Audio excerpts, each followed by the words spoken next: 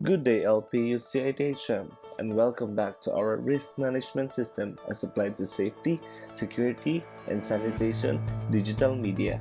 And today, our topic is all about fire safety. For today's unit objectives, first, to understand the dangers in fire and firefighting. Second is to perform safety in firefighting. Third is to classify different types of fire and fire extinguishers. And lastly, to know and remember the techniques in putting out a fire using the PASS or PASS method. What's the first thing you think of when you think of fire extinguisher steps of operation?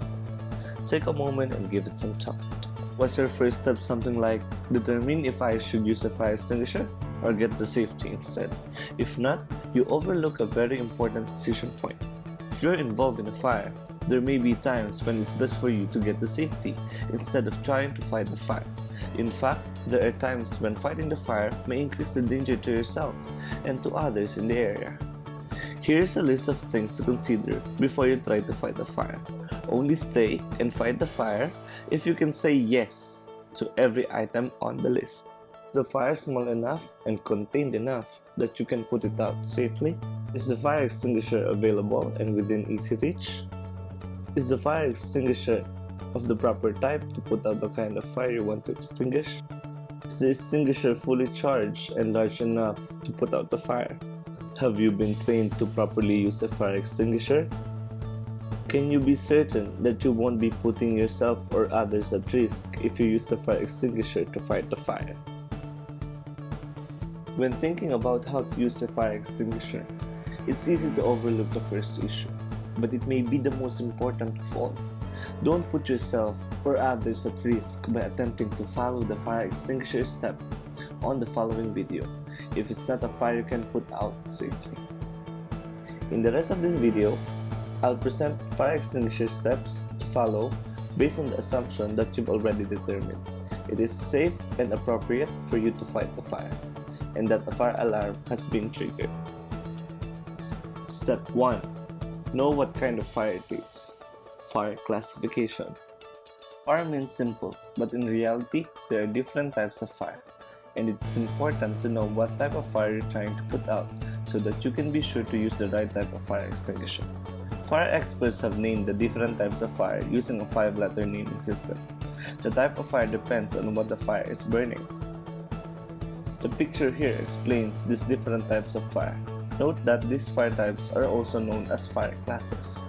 Type A. Fires involving wood, paper, cloth, rubber, and many plastics.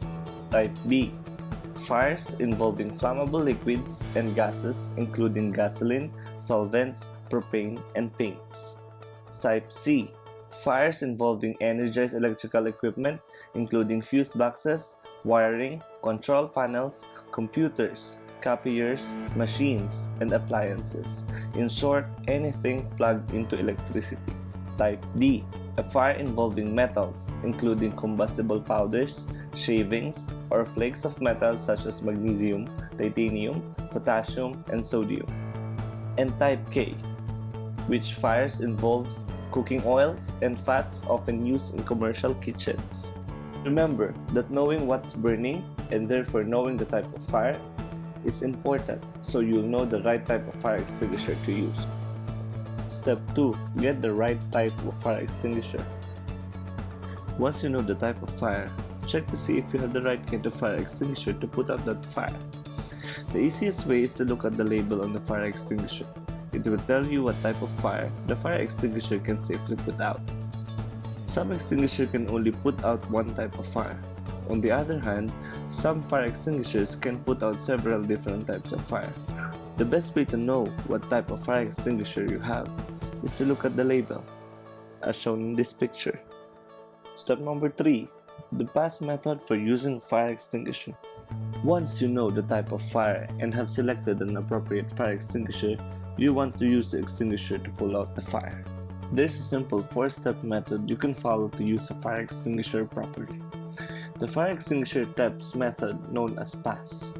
Each letter in the word PASS, P-A-S-S, stands for the word on each step. The PASS method works for many common fire extinguishers. Many fire extinguishers have a pin near the handle at the top, like the one shown in the image. Begin by removing that pin. In some cases, instead of a pin, there's been a lock latch you'll have to release, or a puncture level you have to press. A. Aim the nozzle.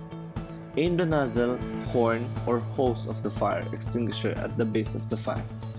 This means the bottom, where the stuff that's burning is located. A common mistake is to aim into the flames.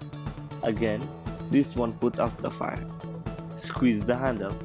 Squeeze the handle of the fire extinguisher. This will cause the fire extinguisher to begin working. Squeeze firmly. Sweep. Using a sweeping motion from side to side to cover the base of the fire. Continue extinguishing the fire until the fire is completely out. After the fire appears to be out, watch the area in case the fire breaks out again, and repeat use of the extinguisher if necessary. Although the past method works for many fire extinguishers, it is not the method for all. Some fire extinguishers require that you apply the fire suppressant that shoots out of the extinguisher in a top-down, rain-like manner. As always, the best thing to do is know exactly what kind of fire extinguisher you've got at home or work and exactly how to use it before you need to use it. It is also not a bad idea to post large, easy-to-read operating instructions near the fire extinguisher. Step number 4. Evacuate the fire scene and quit fighting the fire. When you're actively fighting the fire, you should remember that there may be cases when you'll have to give up. Quit fighting the fire and evacuate the fire area for your own safety. Some reason to quit fighting a fire and to evacuate immediately. If the fire is spreading too quickly, the fire could block your only exit.